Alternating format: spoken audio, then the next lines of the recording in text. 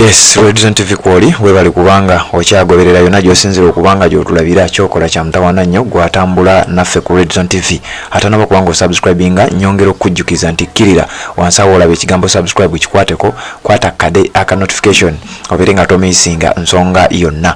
Abakulu ab'ekibiina ekya National Unity Platform gye baabeeredde eri mu bitundu eby'emukono nga bakwasaganya ensonga ya National Unity Platform countrywide tour ate eno abasajja aba DP block obaka ngambe abeeyita aba DP block ne bakola press conference eyatudde mu bitundu by'Ekawaala nga bano bagamba mbu bo no yatudde mu kibuga Kampala ku office yaabwe nga bagamba nga olaba ekipande ekyo DP block ends cooperation with the NUP, the struggle deserves better. Kati bano nga bagamba mbu babadde bayina enkolagana n'ekibiina kya NUP era nti benkolagana yaabwe ne NUP ekomye. Obujjukira olunaku abakulu bano lwe bayingira mu kibiina ekya National Unity Platform bajja bambadde zi apron ezaaliko ebigambo ebigamba nti DP block joins NUP. Mujjukira ebiseera ebyo ebifaananyi ebyo tuzzenga tubibawa. Kakati olwaleero bano baakoze olukuŋŋaana lw'abannamawulire ne bategeeza nti beekutudde mu butongole ku kibiina ekya National Unity Platform. Wabula bino byonna bigenza okujja nga Robert Kyagulanyi Ssentamu ne NUP nga bali bize mu countrywide tour era nkakasa abantu bangi tebaalabye bintu bino kyovula abasinga obungi tebaabitegedde era yemu ku nsonga lwaki nsazeewo amawulire gano wakiringa kuleetere obeere nga nago ogategeera. Oluvannyuma lw'amawulire gano okutambula abasinga obungi nga balina ebibuuzo bingi mu mitima gyabwe nga beebuuza DP block ya sayininga ndagaano ki okwegatta ku kibiina ekya National Unity Platform nti bajja nga bo individually era ne babawa kaadi ez'ekibiina era ne beegatta ku kibiina ekya NUP.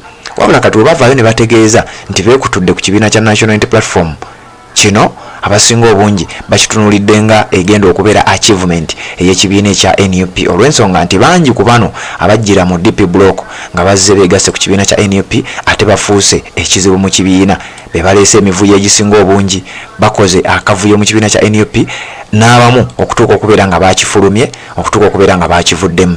Kakati ekibiina ekya National Unity Platform nakyo kizzeemu era kibeegaanye kigambe ffe tetubamanyangako. Jjukira bano baafulumiza ekiwandiiko officially nga bagamba nti DP block era nga olaba mu kiwandiiko awo kyenkuteereddewo ng'ekiwandiiko kigamba the DP block People's Development Party, Democratic Party, Social Democratic Party, Uganda Young Democrats. Bino byonna bibiina ebigwa mu kye bayita DP block nti era bino byonna nga wembikusomera byakoze byataminatinze relationship yaabwe n'ekibiina kya NUP.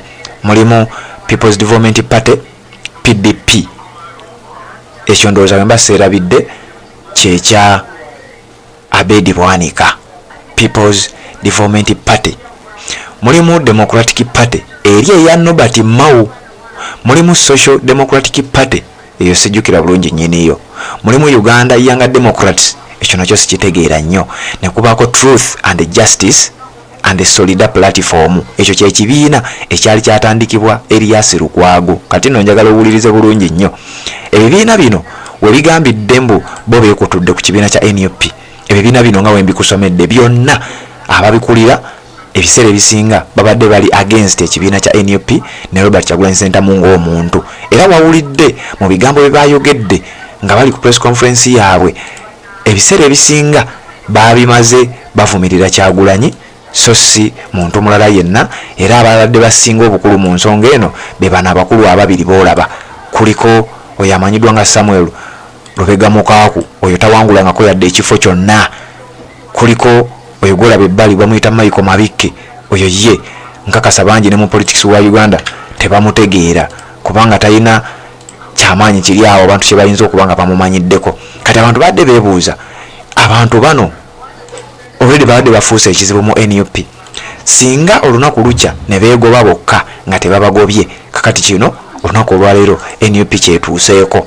kubanga ne mu bigambo byabwe obwedda tebavumirira nfugambi, obwedda tebavumirira bikolwa bibi mu ggwanga, wabula obwedda bavumirira Robert Kyagulanyi Ssentamu. Nandikuteereddewawo ka video naye sigenda kakuwa nkakasa wakalabye era wategedde ebigenda mu maaso. Wabula bino byonna bibadde bikyagenda mu maaso, ekibiina ekya National Unity Platform nakyo ne kiyanukula ne kibawandiikira ekiwandiiko kye batadde ku mukutu ogwa Facebook n'omukutu ogwa X okumanyiddwa nga Twitter. NUP eyanukudde abakulu bano era ngenda kusomeramu mu ekyo ekiwandiiko NUP kyebawandiikidde nga nayo ebategeeza nti munnaye naffe tubadde tetubamanyi nnyo, tubadde tetukimanyangako nti mwakola naffe omukago nga tetumanyi. Ngenda kikusomeramu ekibaluwa ekyo ekipapula ekyo. NUP bagambye yesterday while busy with important work in Mukono, our attention was drawn to a press conference convened by a group of persons calling themselves DP Block, claiming to end their cooperation with NUP. Nti olunaku lwajjo twabadde tuli busy n'ensonga esinga obukulu nga tugenze kulambula ku bantu b'e Mukono, wabula ne tumanya ku press conference yabaddewo ng'etegekeddwa akabinja k'abantu abeeyise aba DP Block nga bagamba mbu bakomezza enkolagana yaabwe n'ekibiina kyaffe ekya National Unity Platform. Ndi mu kiwandiiko ekyo. For the record, NUP doesn't and has never had any cooperation with the said group or the individuals at the said event. Nti nga ne mu byafaayo mu ekiri NUP tebangako na kolagana yonna n'abantu abo abayogeddeawo oba n'akabinja akakeyita DP Block. It follows therefore that you cannot end a non-existent cooperation. You cannot purport to get out of a non-existent marriage. Nti tosobola, toyina bw'ogamba nti neekutudde mu bufumbo buno nga naye tebuliiwo, toyina bw'ogamba nti neekutudde ku kibiina kya NUP nga ate olwedde enkolagana tebaddeewo.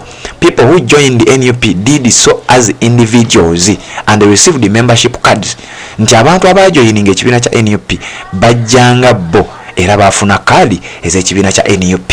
Ekyo kyenkugambye wali nti abayingira ekibiina kya NUP bajjanga bo wabula tebajjanga kibiina, kubanga singa era badde bajjanga ekibiina endagaano zandibaddewo nga bwe mwalaba Mawu bwe yagenda mu NRM ne DP endagaano zaaliwo, contract zasayiningibwa. Naye wano wakati wa NUP ne DP Block tewaaliwo contract yonna, tewaaliyo cooperation yonna eri official eyakolebwa.